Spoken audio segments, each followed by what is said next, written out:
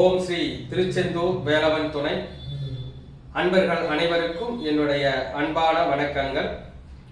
நான் பண்டிட் பாலசுப்ரமணி கோடம்பாக்கத்திலிருந்து.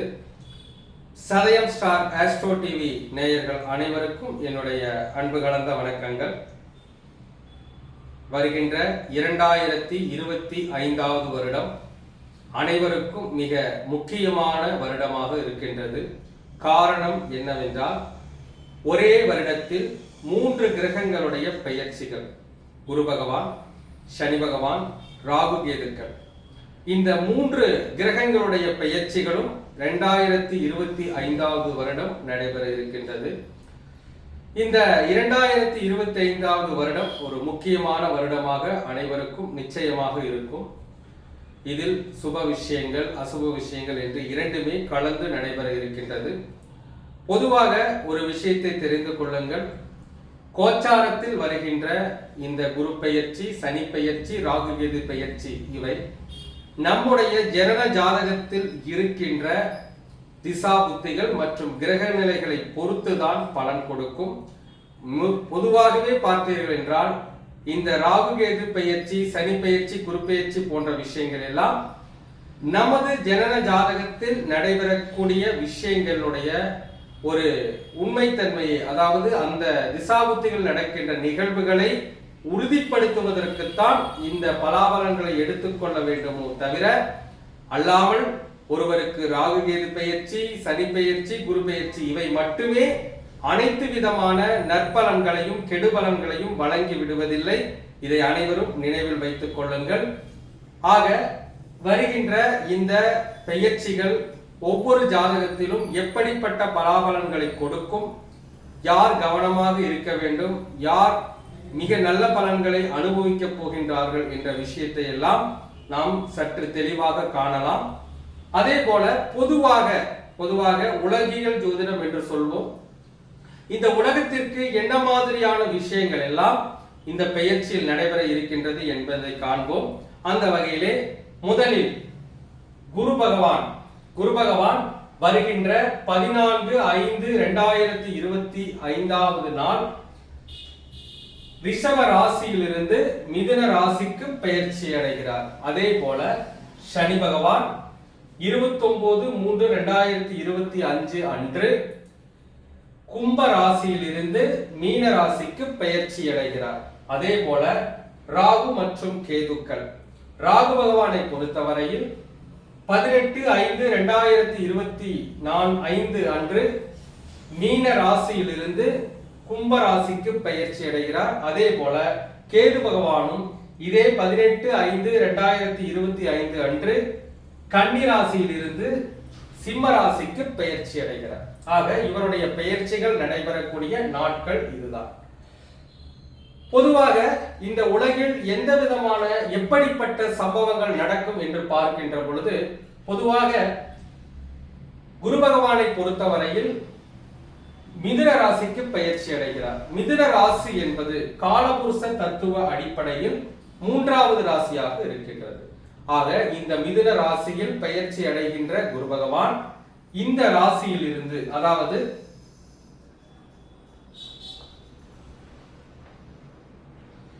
மிதுன ராசியில் இருந்து தன்னுடைய 5ஆம் பார்வையால் துலாம் ராசியை பார்வை செய்கிறார். 7ஆம் பார்வையால் தனுசு ராசியை பார்வை செய்கின்றார். 9ஆம் பார்வையால் கும்ப ராசியை பார்வை செய்கின்றார். அப்பொழுது குரு பகவான் காலபுருஷ தத்துவத்தில் 3வது ராசியில் மிதுன ராசியில் இருந்து காலபுருஷனுக்கு 7வது ராசியையும், காலபுருஷனுக்கு 9வது ராசியையும், அதே போல காலபுருஷனுக்கு 11வது ராசியையும் பார்வை செய்கின்றார். உலகியல் ஜோதிடத்தை பொறுத்தவரையில் குரு பகவான் இருப்பது ஒரு காற்று ராசி, 3ஆம் இடத்தை குறிப்பிடக்கூடிய ராசி.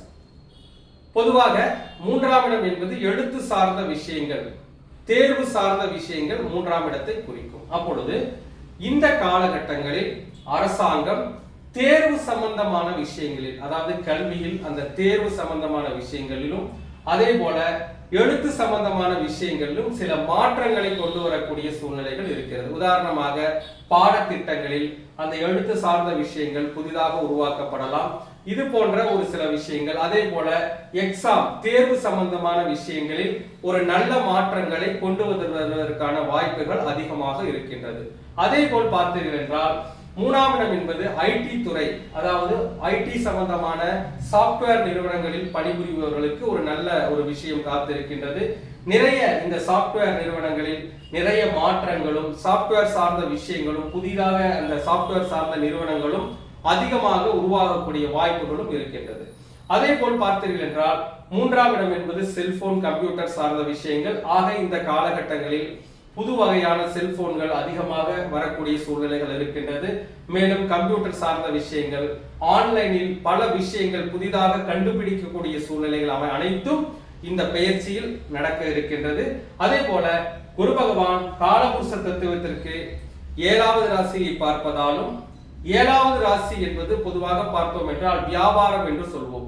அப்பொழுது புதுவிதமான வியாபாரங்கள் நடைபெற இருக்கின்றது.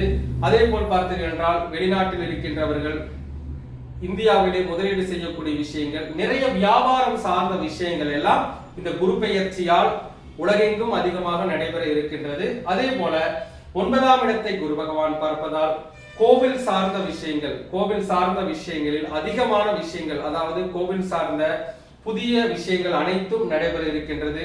கோவில் கும்பாபிஷேகங்கள், அதே போல புதிதாக கோவில் கட்டுதல், இது போன்ற கோவில் சார்ந்த விஷயங்களில் அவருடைய மதங்கள் சார்ந்த அந்த சடங்குகள் சார்ந்த விஷயங்களிலும் அதிகமான விஷயங்களை குரு பகவான் கொடுக்க இருக்கின்றார். அதே போல குரு பகவான் காலபுருஷனுக்கு 11ஆம் இடம் என்று சொல்லக்கூடிய 11ஆம் வீட்டை குறிப்பதால் 11ஆம் இடம் என்றால் முதலீடு செய்வது. ஆக 3ஆம் இடம் என்பது ஆன்லைனில் முதலீடு செய்பவர்கள் அதிகமாக வரப்போகின்றார்கள். இப்படிப்பட்ட சூழ்நிலை எல்லாம் பொதுவாக உலகியல் ஜோதிட ரீதியாக நடைபெற இருக்கின்றது. அடுத்தபடியாக பார்த்தோம் என்றால் சனி பகவான் கும்ப ராசியிலிருந்து மீன ராசிக்கு பெயர்ச்சி அடைகிறார். சனி பகவானை பொறுத்தவரையில் அவர் நீர் ராசியில் செல்கின்றார். அதே போல ராகு பகவானை பொறுத்தவரையில் கும்ப ராசிக்கு பெயர்ச்சி அடைகிறார். கேது பகவானை பொறுத்தவரையில் மீன ராசி, அதாவது சிம்ம ராசிக்கு பெயர்ச்சி அடைகிறார். நன்றாக பாருங்கள், இந்த சனி பகவானும் ராகு பகவானும் ஒருவரை ஒருவர் சந்தித்துக் கொள்ளக்கூடிய சூழ்நிலைகள் உருவாகிறது. அதாவது 29/3/2025 அன்று சனி பகவான் மீன ராசிக்கு செல்கின்ற பொழுது ராகு பகவான் அதே மீன ராசியில் இருந்து சனி பகவானை தொடர்பு கொள்வார். அப்பொழுது சனி ராகு சேர்க்கையானது இந்த 29/3/2025 பிறகு நடைபெற இருக்கின்றது. இருவருடைய சேர்க்கையும் பூரட்டாதி நட்சத்திரத்தில் நடைபெற இருக்கின்றது. பொதுவாகவே இது காலபுருஷனுக்கு 12வது ராசி, அதிலும் நீர் ராசி. அப்பொழுது நீர் ராசியில் இந்த சனி ராகு இரண்டு கிரகங்களும் சனி பகவானும் ராகு பகவானும் இணைகின்ற பொழுது இந்த நீர் சம்பந்தமான பாதிப்புகள், உதாரணமாக சுனாமி வரக்கூடிய சூழ்நிலைகள், உலகில் எங்கேனும் ஏதேனும் ஒரு பக்கம் சுனாமி சார்ந்த விஷயங்கள் நடைபெறக்கூடிய சூழ்நிலைகள் அதிகமாக இருக்கிறது. அதே போல் பார்த்தீர்கள் என்றால் நீர் சார்ந்த விஷயங்களில் ஒரு ஆற்று வெள்ளம் பெருக்கெடுத்து அந்த ஆற்று வெள்ளத்தால் பாதிப்பது, அதே போல மழை நீரால், அதாவது அதிக மழைப்பொழிவின் காரணமாக இந்த மழை சேதங்கள் ஏற்படுவது, அடுத்தபடியாக நீரின் மூலமாக ஏதேனும் வியாதிகள் பரவுவது போன்ற விஷயங்கள் எல்லாம் இந்த சனி ராகு சேர்க்கையில் மீனத்தில் இருக்கின்ற பொழுது 29/3/2025 இருந்து 18/5/2025 இது போன்ற சம்பவங்கள், நீரினால் ஒரு பேரழிவு நடைபெறக்கூடிய சூழ்நிலைகள் இருக்கிறது. உலகத்தில் எந்த பகுதியில் வேண்டும் என்றாலும் நடக்கலாம். ஆனால் கண்டிப்பாக நீரால் ஒரு பேரழிவு, அது சுனாமியாக இருக்கலாம், அல்லது ஒரு ஆறு அல்லது ஒரு டேம் உடைந்து பாதிப்புகள் ஏற்படலாம், அல்லது மழை அதிகமாக பெய்து மலைச்சரிவின் மூலமாக பாதிப்புகள் ஏற்படலாம், அல்லது அதிகமான மழைப்பொழிவின் காரணமாக அந்த வெள்ளம் பெருக்கெடுத்து நகரங்களில் பாதிப்பு ஏற்படலாம். இது போன்ற விஷயங்கள் ஏற்படலாம். அல்லது நீரின் மூலமாக ஏதேனும் ஒரு பெரும் தொற்று ஏற்பட்டு அதனால் உலக மக்கள் அவதிப்படலாம். இது போன்ற விஷயங்கள் எல்லாம் இந்த சனி ராகு சேர்க்கையின் போது நடைபெறுவதற்கான வாய்ப்புகள் இருக்கின்றது. அதே போல் பார்த்தீர்கள் என்றால் பூரட்டாதி நட்சத்திரத்தில் இருவருடைய இணைவும் நடைபெற இருக்கின்றது. பூரட்டாதி நட்சத்திரம் என்பது சூரிய பகவானுடைய கர்ம பதிவை கொண்ட ஒரு நட்சத்திரம், குரு பகவானுடைய நட்சத்திரம். அதனால் அதாவது அரசியல் தலைவர்கள் யாரேனுக்கும் ஒரு நல்ல ஒரு பதவியில் இருக்கின்ற ஒரு அரசியல் தலைவர்களுக்கு ஒரு பேராபத்து, கண்டம் அல்லது மரணம் வரக்கூடிய வாய்ப்புகளும் இந்த காலகட்டங்களில் இருக்கின்றது. ஆக இந்த சனி ராகு சேர்க்கை என்பது மிக மோசமான சேர்க்கையாகும். இந்த காலகட்டங்களில் மிக கவனமாக இருக்க வேண்டும். முக்கியமாக அரசியல் தலைவர்கள் மிக கவனமாக இருக்க வேண்டிய காலகட்டமாக இருக்கின்றது. மேலும் இந்த நீரின் அருகாமை, உதாரணமாக கடலோரத்தில் இருக்கின்ற மக்கள் மிகவும் கவனமாக இருக்க வேண்டிய காலகட்டமாக இது இருக்கின்றது. அதே போல் பார்த்தீர்கள் என்றால் பொதுவாக சனி பகவான் காலபுருஷனுக்கு 12வது ராசியில் வருகின்ற காரணத்தினால் நீர் சார்ந்த பாதிப்புகள் இந்த காலகட்டங்களில், சனி பயிற்சி காலகட்டங்களில், இந்த 2.5 வருட காலகட்டங்களில் இருக்கும்.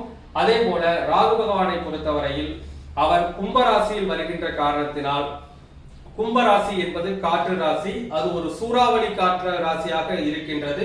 அப்பொழுது பெரும் சூறாவளியால், காற்றால் சேதங்கள் ஏற்படக்கூடிய சூழ்நிலையும், அதே போல ராகு பகவான் பூரட்டாதி நட்சத்திரத்தில் சஞ்சரிக்கின்ற பொழுது பெரும் அரசியல் தலைவர்களுக்கு ஒரு பெரும் பாதிப்பும் கண்டமும் நடைபெறக்கூடிய வாய்ப்புகளும் இந்த பெயர்ச்சியில் அதிகமாக இருக்கின்றது. ஆக இவர்கள் மிக கவனமாக இருக்க வேண்டும். அதே போல கேது பகவானை பொறுத்தவரையில் அவர் காலபுருஷனுக்கு 5ஆம் இடம் என்று சொல்லக்கூடிய சிம்ம ராசியில் பயிற்சி அடைகிறார். பொதுவாக காலபுருஷனுக்கு 5ஆம் இடம் என்பது பொதுவாக பூர்வ புண்ணியத்தை சுட்டிக்காட்டக்கூடியது, கோவில் சார்ந்த விஷயங்களை சுட்டிக்காட்டக்கூடியது. அப்பொழுது நிறைய கோவில்களில் கும்பாபிஷேகம் சார்ந்த விஷயங்கள் நடைபெற இருக்கின்றது. மதம் சார்ந்த அந்த சடங்குகளை அதிகமாக மக்கள் செய்யக்கூடிய காலகட்டமாக இந்த 1.5 வருட காலம் இருக்கும். இப்படி பொதுவாக உலகியல் ஜோதிட ரீதியாக இப்படிப்பட்ட விஷயங்கள் எல்லாம் இனி வரக்கூடிய 2025 காலகட்டங்களில் நடைபெற இருக்கின்றது. இது அனைவரும் குறித்து வைத்துக் கொள்ளுங்கள். இது போன்ற விஷயங்கள் கண்டிப்பாக நடக்கும். அதே போல பொதுவாக ஒவ்வொரு ராசிக்காரர்களுக்கும் இந்த பெயர்ச்சி எப்படிப்பட்ட தாக்கத்தை ஏற்படுத்தும் என்று பார்க்கின்ற பொழுது முதலில் நன்றாக ஒரு விஷயத்தை கவனித்து வைத்துக் கொள்ளுங்கள். நாம் இந்த பெயர்ச்சிகளை மட்டுமே வைத்துக்கொண்டு இவர்களுக்கு இப்படிப்பட்ட பலன் நடக்கும், இவர்களுக்கு நல்லது நடக்கும், இவர்களுக்கு கெட்டது நடக்கும் என்று பொதுவாக சொல்லிவிட முடியாது. உங்களுடைய ஜனன ஜாதகத்தில் இருக்கின்ற திசாபுத்திகள், கிரகங்களுடைய நிலைக்கு ஏற்றவாறுதான் உங்களுடைய பலாபலன்கள் இந்த பெயர்ச்சியின் மூலமாக நடக்கும். ஆக நான் சொல்கின்ற விஷயங்கள் அனைத்துமே இந்த பெயர்ச்சியிலேயே நடந்துவிடும் என்று சொல்லிவிட முடியாது. உங்களுடைய ஜனன ஜாதகத்தை பொறுத்துதான் பலன்கள் இருக்கும் என்பதை மக்கள் ஒவ்வொருவரும் நினைவில் வைத்துக் கொள்ள வேண்டும். அடுத்தபடியாக பார்த்தோம் என்றால், யாருக்கெல்லாம் இந்த குரு சனி ராகு இந்த பெயர்ச்சிகள் ஒரு பெரும் தாக்கத்தை ஏற்படுத்தும் என்றால், முதலில் குரு பகவானை பொறுத்தவரையில் நன்றாக புரிந்து கொள்ளுங்கள். குரு பகவானை பொறுத்தவரையில் அவர் மிதுன ராசியில் சஞ்சரிக்கின்றார். எவரொருவர் ஜாதகத்தில் மிதுன ராசியில் கிரகங்கள் இருக்கின்றதோ அவர்களுக்கும், அதே போல துலாம் ராசியில் எவரொருவருக்கு கிரகம் இருக்கின்றதோ, அதே போல தனுசு ராசியில் எவரொருவருக்கு கிரகம் இருக்கின்றதோ, கும்ப ராசியில் எவரொருவருக்கு கிரகம் இருக்கின்றதோ, இந்த கிரகங்களுக்குண்டான விஷயங்களைத்தான் குரு பகவான் கொடுக்க இருக்கின்றார். உதாரணமாக சொல்ல வேண்டும் என்றால், மேஷ ராசியை பொறுத்தவரையில் மேஷ ராசிக்கு 7ஆம் இடத்தில் சுக்கிரன் இருக்கின்றார் என்று வைத்துக் கொள்ளுங்கள். ஒருவர் மேஷ ராசியில் அல்லது மேஷ லக்னம், ராசி என்று எடுத்துக் கொள்வதை விட லக்னத்தை பிரதானமாக எடுத்துக் கொள்ளுங்கள். மேஷ லக்னத்தை பொறுத்தவரையில் மேஷ லக்னம் அல்லது மேஷ ராசி என்று எடுத்துக் கொள்ளுங்கள். மேஷ லக்னத்தில் பிறந்தவர்களுக்கு 7ஆம் இடத்தை குரு பகவான் பார்வை செய்கின்றார். அப்பொழுது மேஷ லக்னத்தில் பிறந்து எவரொருவருக்கு 7ஆம் இடத்தில் சுக்கிர பகவான் இருக்கின்றாரோ அந்த சுக்கிரன் என்பவர் களத்திர காரகன், இந்த லக்னத்திற்கு களத்திர ஸ்தானாதிபதியாகவும் இருக்கின்றார். அப்பொழுது பொதுவாகவே குரு என்பவர் ஜீவகாரகன், ஒரு ஜீவனை கொடுப்பவர். அப்பொழுது திருமணம் ஆகாத நபர்களுக்கு, அதுவும் மேஷ லக்னத்திற்கு 7ஆம் இடத்தில் சுக்கிரன் இருப்பவர்களுக்கு, திருமணம் ஆகாத நபர்களுக்கு திருமணம் கைகூடக்கூடிய சூழ்நிலைகள், அதாவது ஒரு புது ஜீவன் உங்களுடைய வீட்டில் வருகிறது, அது 7ஆம் அதிபதியாக இருக்கின்ற காரணத்தினால் அவர்களுக்கு திருமணம் சார்ந்த விஷயங்கள் நடைபெறுவதற்கான சாத்தியக்கூறுகள் அதிகமாக இருக்கிறது. அதே போல் பார்த்தோம் என்றால், மேஷ லக்னத்தை பொறுத்தவரையில் மேஷ லக்னத்திற்கு 9ஆம் இடத்தில் எந்த கிரகம் இருக்கின்றதோ அந்த கிரகம் சார்ந்த விஷயங்களையும் குரு பகவான் கண்டிப்பாக கொடுப்பார். உதாரணமாக மேஷ லக்னத்தில் ஒருவர் பிறந்திருக்கின்றார் என்று வைத்துக் கொள்ளுங்கள். அவருக்கு 5ஆம் அதிபதியாகிய சூரியன் தனுசு ராசியில் இருக்கின்றார் என்றால், அவர் பிறந்த தனுசு ராசியில், அதாவது மேஷ லக்னம் தனுசு ராசியில் சூரியன் இருக்க பிறந்தவர்களுக்கு குரு பகவானுடைய பார்வை இந்த சூரியன் மேல் கிடைக்கப்பெறுகிறது. அப்போது அவர்களுக்கு குழந்தை பாக்கியம், வெகு நாட்களாக குழந்தை பாக்கியம் இல்லாதவர்களுக்கு அந்த குழந்தை பாக்கியம் உருவாகக்கூடிய சூழ்நிலைகளும் நிச்சயமாக இருக்கிறது. இப்படி நாம் நம்முடைய ஜாதகத்தை எடுத்து வைத்துக் கொள்ளுங்கள். குருவால் யாருக்கு பலன்கள் கிடைக்கும் என்றால் 12 லக்னக்காரர்களும் எடுத்து வைத்துக் கொள்ளுங்கள். எவரொருவர் ஜாதகத்தில் மிதுன ராசி, அதே போல துலாம் ராசி, தனுசு ராசி, கும்ப ராசியில் கிரகங்கள் இருக்கின்றதோ அந்த கிரகங்கள் முக்கியமாக ஒருவருக்கு திருமணம் நடக்க வேண்டும் அல்லது குழந்தை பிறக்க வேண்டும், இது போன்ற விஷயங்களில் எதிர்பார்த்து காத்து கொண்டிருப்பவர்களுக்கு இந்த குரு பகவானுடைய சம்பந்தம் கண்டிப்பாக அது சார்ந்த ஒரு புது ஜீவனை கொடுக்க போகின்றது. கண்டிப்பாக அதற்கான விஷயங்கள் நிச்சயமாக நடக்கும். இப்படி யாராக இருந்தாலும் சரி, அந்த ஒரு குழந்தை பிறப்பு, அதே போல திருமணம் சார்ந்த விஷயங்கள், உங்கள் வீட்டில் ஒரு புது விஷயங்கள் ஏதேனும் நடைபெறுவது, ஏதேனும் ஒரு புது உறவுகள் வருவது, இது போன்ற விஷயங்களை எல்லாம் குரு பகவான் நிச்சயமாக வழங்குவார். அவர் ஜீவகாரகனாக இருப்பதால் கண்டிப்பாக அதற்கான நற்பலன்களை வழங்குவார். ஆனால் ஒரு விஷயத்தை புரிந்து கொள்ளுங்கள், குரு பகவான் பார்வை செய்கின்ற இடத்தில் இருக்கின்ற கிரகங்கள் உங்களுடைய ஜாதகத்தில் லக்ன சுபராக இருக்க வேண்டும். அப்படி இருந்தால் மட்டும்தான் முழுமையான யோக பலன்களை நீங்கள் பெற முடியும். ஆக குரு பகவானால் இப்படிப்பட்ட பலன்கள் நடைபெற இருக்கின்றது. நன்றாக பார்த்து கொள்ளுங்கள். மிதுன ராசி, துலாம் ராசி, தனுசு ராசி, கும்ப ராசியில் யாருக்கெல்லாம் கிரகம் இருக்கின்றதோ அந்த கிரகம் சார்ந்த உயிர்காரகத்துவத்தை குரு பகவான் வழங்க காத்து கொண்டிருக்கின்றார். உங்களுடைய ஜனன ஜாதக அமைப்புப்படி எப்படி இருக்கின்றதோ அது சுபமாக இருந்தால் குரு பகவான் நிச்சயமாக அந்த ஒரு ஜீவனை கண்டிப்பாக உருவாக்கி தருவார். அதாவது ஜீவன் என்றால் ஒரு புது உறவு வந்து சேர்வது அல்லது ஒரு புது உறவு பிறப்பது, உதாரணமாக குழந்தை பிறப்பது, புது ஜீவன் சேர்வது என்றால் மனைவி வருவது, இது போன்ற விஷயங்கள் எல்லாம் முக்கியமாக மனைவி என்ற ஒரு விஷயத்தை எடுத்துக் கொள்ளுங்கள், குழந்தை என்ற ஒரு விஷயத்தை எடுத்துக் கொள்ளுங்கள். இது சார்ந்த விஷயங்களை எல்லாம் குரு பகவான் தர காத்திருக்கின்றார். அதே போல குரு பகவான் என்றால் பெரும் பணம். அப்பொழுது இந்த ராசிகளில் உதாரணமாக மேஷ லக்னம் என்று சொல்லினோம், உதாரணமாக வேறொரு லக்னம் ஒன்றை எடுத்துக்கொள்வோம். கன்னி லக்னம் என்று எடுத்துக்கொண்டோமானால் கன்னி லக்னத்திற்கு 2ஆம் இடத்தை குரு பகவான் பார்வை செய்கின்றார். அப்பொழுது எவரொருவர் ஜாதகத்தில் கன்னி லக்னத்திற்கு 2ஆம் இடத்தில் சுக்கிரன் இருக்கிறதோ அவர்களுக்கு இந்த காலகட்டங்களில் பணவரவு வரக்கூடிய சூழ்நிலைகள் எல்லாம் உருவாக இருக்கிறது. ஆக இதையெல்லாம் நன்றாக புரிந்து வைத்துக் கொள்ளுங்கள். அடுத்தபடியாக பார்த்தோம் என்றால் சனி பகவானை பொறுத்தவரையில் சனி பகவான் மீன ராசியில் பயிற்சி அடைகின்றார். மீன ராசியில் இருக்கின்ற சனி பகவான் தன்னுடைய 3ஆம் பார்வையாக ரிஷப ராசியை பார்வை செய்வார். அதே போல 7ஆம் பார்வையாக கன்னி ராசியை பார்வை செய்வார். 10ஆம் பார்வையாக தனுசு ராசியை பார்வை செய்வார். அப்பொழுது எவர் ஒருவர் ஜாதகத்தில் மீன ராசியில், அதே போல ரிஷப ராசியில், கன்னி ராசியில், தனுசு ராசியில் கிரகம் இருக்கின்றதோ அதற்கான நற்பலன்களை, சுப அசுப பலன்களை கண்டிப்பாக சனி பகவான் வழங்குவார். இதில் நன்றாக ஒரு விஷயத்தை புரிந்து வைத்துக் கொள்ளுங்கள். சனி பகவானோடு சேர்கின்ற கிரகம் யாராக இருந்தாலும் சரி அல்லது அவர் பார்வை பெற்ற கிரகங்கள் யாராக இருந்தாலும் சரி, அவர்கள் ஜாதகத்தில் சுபபலத்துடன் அமர்கின்ற பொழுது கண்டிப்பாக அந்த சுபபலத்தை சனி பகவான் தராமல் போக மாட்டார். சனி பகவானை கண்டு கவலை கொள்ள வேண்டாம். எந்த ஒரு நிகழ்வுகள் நடக்கின்றது என்றாலும் அது சனி பகவானுடைய அந்த கர்மம் காரகன் என்று சொல்லக்கூடிய அவருடைய சம்பந்தம் இல்லாமல் எந்த ஒரு விஷயங்களுமே நடைபெறுவது கிடையாது. அதாவது உதாரணமாக பார்த்தோம் என்றால் நீங்கள் ஒவ்வொருவரும் உங்கள் ஜாதகத்தை எடுத்து பாருங்கள். உங்களுக்கு திருமணம், குடும்பம் இது அமைந்த காலகட்டங்களில் சனி பகவானுடைய சேர்க்கை அல்லது பார்வை 2ஆம் அதிபதி மேலோ அல்லது 7ஆம் அதிபதி மேலோ இருக்கும். அதே போல்தான் அனைத்து விஷயங்களுக்கும் எடுத்துக் கொள்ளுங்கள்.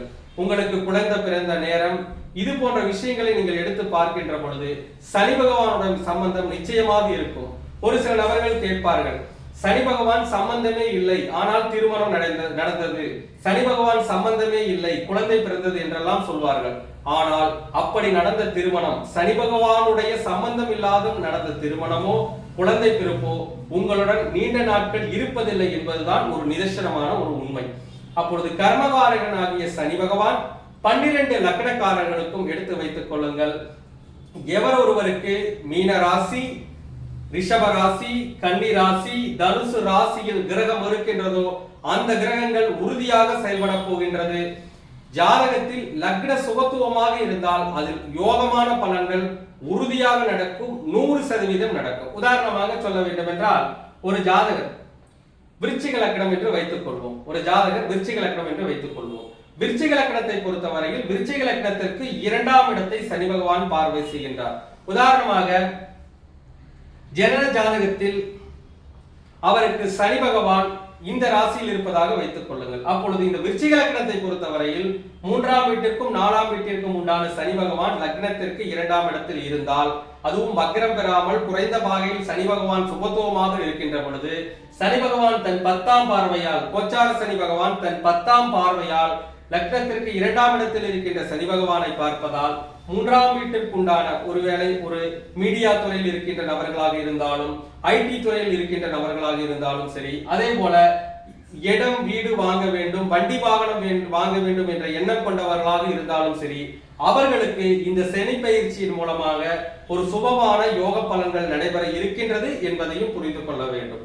இப்படி சனி பகவானுடைய சம்பந்தத்தை யார் பெறுகின்றார்கள் என்றால், கிரகங்கள் இருப்பவர்கள். அதாவது இந்த மீன ராசி, அதே போல இந்த ரிஷப ராசி, கன்னி ராசி, தனுசு ராசியில் எவர் ஒருவருக்கு கிரகம் இருக்கின்றதோ அந்த கிரகம் சார்ந்த நிகழ்வுகள் சனி பகவானால் நடைபெற இருக்கின்றது. அது நல்லதாகவும் இருக்கலாம், தீயதாகவும் இருக்கலாம். நல்லதா தீயதா என்பதை உங்களுடைய ஜனன ஜாதகத்தை பரிசீலித்து அறிந்து கொள்ளுங்கள். ஒருவேளை மோசமான நிலை இருப்பின் அதற்குண்டான வாழ்வில் பரிகாரங்களை செய்து கொண்டீர்களானால் கண்டிப்பாக உங்களுடைய வாழ்வில் ஒரு பெரும் முன்னேற்றம், உயர்வு என்பது நிச்சயமாக நடக்கும். அடுத்ததாக பார்த்தோம் என்றால்,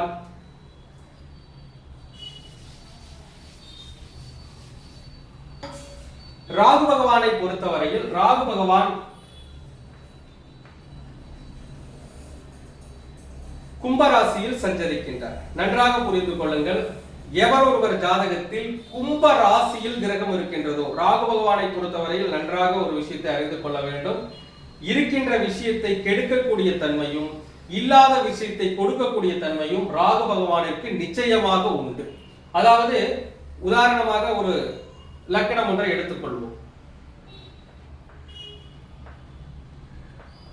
சிம்ம லக்னம் என்று எடுத்துக்கொள்வோம். சிம்ம லக்னத்தை பொறுத்தவரையில் சிம்ம லக்னத்திற்கு 7ஆம் இடத்தில் ராகு பகவான் பயிற்சி அடைந்து வரப்போகின்றார்.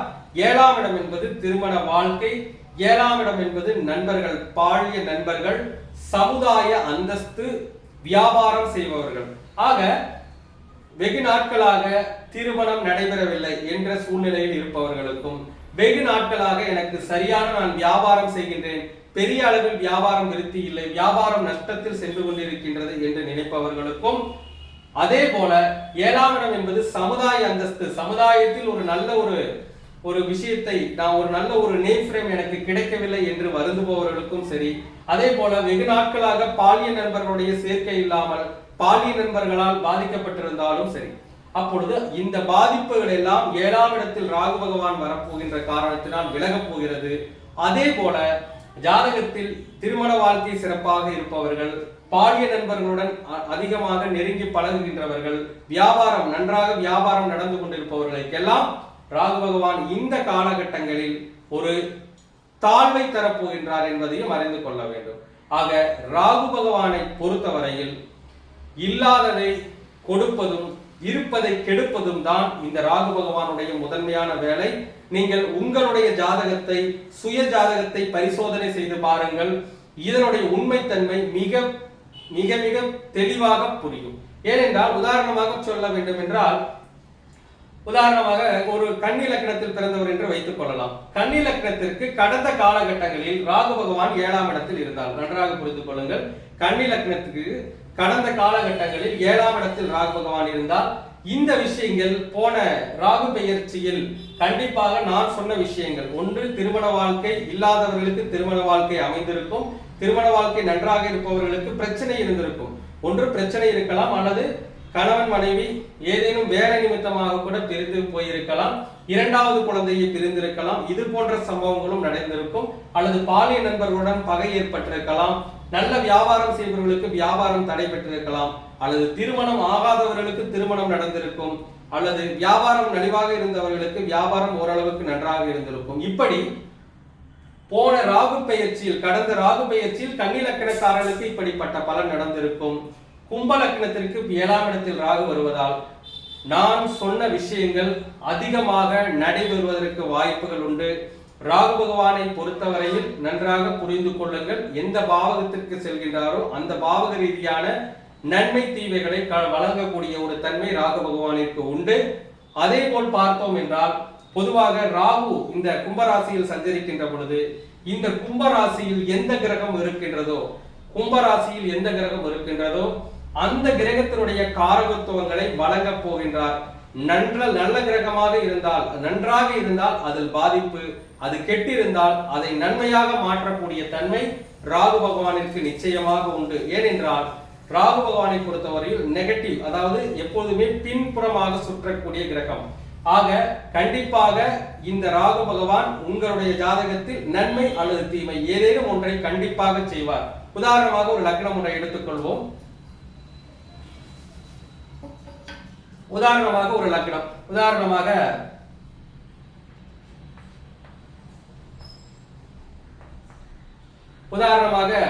ரிஷப லக்னம் என்று எடுத்துக்கொள்வோம். ரிஷப லக்னத்திற்கு ராகு பகவான் லக்னத்திற்கு 10ஆம் இடத்தில் பயிற்சியாக வர இருக்கின்றார். உதாரணமாக அவருடைய ஜாதகத்தில்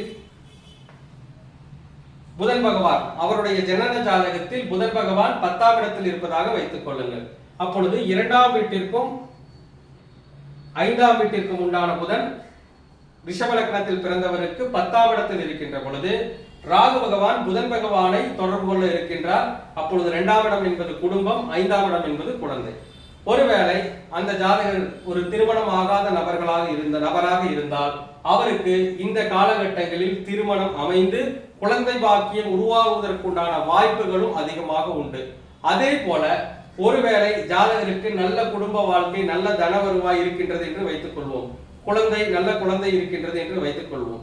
அப்படி பார்க்கின்ற பொழுது இந்த காலகட்டங்களில் குடும்ப ரீதியான விஷயங்களிலோ அல்லது குழந்தைகள் சம்பந்தமான விஷயங்களிலோ ஒரு பாதிப்பை ராகு பகவான் தரப்போகின்றார் என்பதையும் புரிந்து கொள்ள வேண்டும். ஆக இதற்கு தகுந்த வாழ்வியல் பரிகாரங்களையும் நாம் செய்து கொள்ள வேண்டும். எப்படி நம்முடைய ஜனன ஜாதகத்தில் ஒரு கிரகம் கெட்டுவிட்டால் வாழ்வியல் பரிகாரம் செய்கின்றோமோ அதே போல ராகு பகவானுடைய சேர்க்கையாகட்டும் அல்லது சனி பகவானுடைய சேர்க்கை பார்வையாகட்டும், இது போன்ற காலகட்டங்களிலும் நீங்களும் கோச்சார ரீதியான வாழ்வியல் பரிகாரங்களை செய்து கொண்டீர்களானால் கண்டிப்பாக உங்களுடைய வாழ்க்கையில் இருக்கின்ற பிரச்சனைகள் குறைந்து நன்மைகள் உருவாகும். ஆக இந்த ராகு பகவானை பொறுத்தவரையில் ராகு பகவானுக்கு எப்பொழுதுமே 3ஆம் இடம், ராகு பகவானுக்கு 11ஆம் இடம், இந்த இடத்திலும் பார்வை உண்டு. அப்போது ராகு பகவானை பொறுத்தவரையில் இந்த ராசியில் நன்றாக புரிந்து கொள்ளுங்கள், இந்த ராசியில் கிரகம் இருப்பவர்களுக்கும் ராகு பகவானால் ஒரு 70% நன்மை தீமைகள் நடைபெறப் போகின்றது என்பதை உணர்ந்து கொள்ளுங்கள். அதே போல கேது பகவானை பொறுத்தவரையில் கேது பகவான் என்றாலே பிரிக்கும் தன்மை கொண்ட கிரகம். அப்பொழுது எவர் ஒருவருக்கு இந்த ராசியில் கிரகம் இருக்கிறதோ அந்த கிரகம் சம்பந்தமான பிரிவினைகளை அல்லது பிரச்சனைகளை கேது பகவான் தரப்போகின்றார் என்பதையும் உணர்ந்து கொள்ள வேண்டும். உதாரணமாக லக்னத்திற்கு 10ஆம் அதிபதி இங்கே இருக்கிறார் என்று வைத்துக் கொள்ளுங்கள். நீங்கள் எந்த லக்னமாக வேண்டும் என்றாலும் இருந்து கொள்ளுங்கள். உங்களுடைய லக்னத்திற்கு 10ஆம் அதிபதி இந்த இடத்தில் இருக்கின்ற பொழுது கேது பகவான் அவருடன் தொடர்பு கொள்வார். அப்பொழுது தொழில் ரீதியான பாதிப்புகளை, தொழிலில் கஷ்டங்களை உருவாக்கக்கூடிய சூழ்நிலைகள் வரும்.